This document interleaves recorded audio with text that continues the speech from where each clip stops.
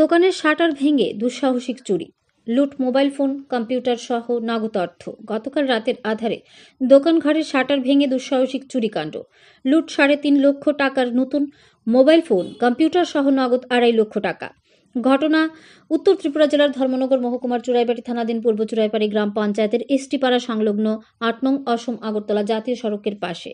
জানা যায়, চুরাইবাড়ি গ্রাম পঞ্চায়েতের 4 নং ওয়ার্ডের বাসিন্দা শামসুল হক, বয়স 36, পিতা আব্দুল বাড়ি, প্রতিদিনের মতো বুধবার সকালে এসটিপাড়া সংলগ্ন 8 নং আসাম আগরতলা জাতীয় সড়কের পাশে তার হার্ডওয়্যার ও মোবাইল দোকানে গিয়ে দেখতে পান দোকানের মূল ফটকের শাটার ভাঙা। তিনি বুঝতে পারেন তার দোকানে চুরিকাণ্ড হয়েছে। তড়িঘড়ি খবর দেন চুরাইবাড়ি থানায়। খবর পেয়ে স্থানীয় থানার পুলিশ ঘটনাস্থলে ছুটে এসে দোকান মালিককে সাথে নিয়ে দোকানে ঢুকে দেখতে পায় দোকানটি প্রায় ফাঁকা করে দিয়ে গেছে চোরের দল। এদিকে দোকান মালিক শামসুল হক জানান, তার দোকান থেকে প্রায় 3.5 লক্ষ টাকার নতুন মোবাইল ফোন, ব্যবহৃত কম্পিউটার সহ নগদ 2.5 লক্ষ টাকা নিয়ে গেছে চোরের দল। সব মিলিয়ে তার ক্ষয়ক্ষতির পরিমাণ 7 থেকে 8 লক্ষ টাকার মতো হবে।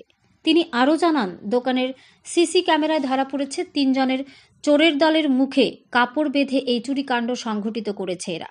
এই মর্মে তিনি স্থানীয় থানায় একটি চুরির মামলা দায়ের করেছেন। তিনি দাবি জানিয়েছেন, অসম আগরতলা জাতীয় সড়কে যেন পুলিশের টহলদারি দেওয়া হয়, তাতে জাতীয় সড়কের পাশে থাকা অন্যান্য দোকানগুলি চোরের হাত থেকে রক্ষা পাবে। অপরদিকে স্থানীয় থানার পুলিশ সিসিটিভি ফুটেজ ধরে গোটা ঘটনার তদন্ত শুরু করেছে। ধর্মনগর থেকে নিজস্ব প্রতিনিধির রিপোর্ট, আরই ধর্মনগর।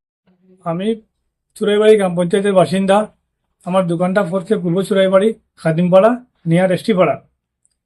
গতকালকে 28 জানুয়ারি আমরা সন্ধ্যা সরে দোকান বন্ধ করে গেছি গিয়া। আজকে সকালে 8টার সময় 29 জানুয়ারি একজন ফোন করে কইছে দোকানের শাটার ভাঙা। তখন সঙ্গে সঙ্গে আমরা আইসি, এই দেখছি দোকানের শাটারটা ভাঙা, লক ভাঙা। পরে পুলিশ ইনফর্ম করছি, থানাতে গেছি, গিয়ে কইছি। থানাতে স্টাফ আইসন, দেখছেন দরজা খোলা হয়েছে। খোলার পরে দেখা গেল মোবাইল নাই, প্রায় 30-25টা মোবাইল, 3.5 লাখ টাকার মতো হইব। নগদা ছিল, মোটামুটি মাল হওয়ার কথা ছিল, নগদা ছিল 2,30,000 টাকা। এই টাকাটাও নাই, রাইস কুকার নাই, ল্যাপটপ নাই, আরো অন্যান্য সামগ্রী প্রায় গড়ে 7 থেকে 8 লাখ টাকার সামান নিচে গিয়া। আমরা সিসি ক্যামেরা 2টা বাইরে আসলো, এই ক্যামেরাটি ভাঙছে, ঘরের একটা ভাঙতে পারছে না। হার্ড ডিস্কটা অন্য রুমে আসলো, তার লাগে আমরা সিসি ক্যামেরা দেখতে পাচ্ছি। থানার স্যাররাও দেখছেন যে 3 জন মানুষ মাংকি টুপি লাগাইছে, ড্রেস পরছে, আর একজনে বিএসএফ এর ড্রেস পরিয়া আইছে, এই মালটা নিছে। এখন আমি ওটাই আরক্ষা দপ্তরের কাছে চাই যে সুস্থ যাতে সমাধান হয়, যাতে চোরগুলা চিহ্নিত করে, ওনারা তদন্ত করে দেখেন যে খেয়ে বা খারা এরকম আজকে আমার করছে, কালকে অন্য মানুষও করবো, এই থেকে আরো অনেক চুরি হয়েছে, এটাই আমি চাই। ন্যাশনাল হাইওয়ের মধ্যে আমার একটা দাবি থাকবো, ন্যাশনাল হাইওয়ের মধ্যে যাতে পেট্রোলিং হয়।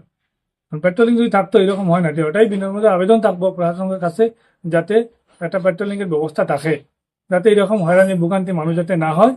আর এটাই অনুরোধ, যাতে চোর চিহ্নিত করে দৃষ্টান্তমূলক শাস্তি দেওয়া হয় এবং আইনের আওতায় আনা হয়, এটাই আমার আবেদন।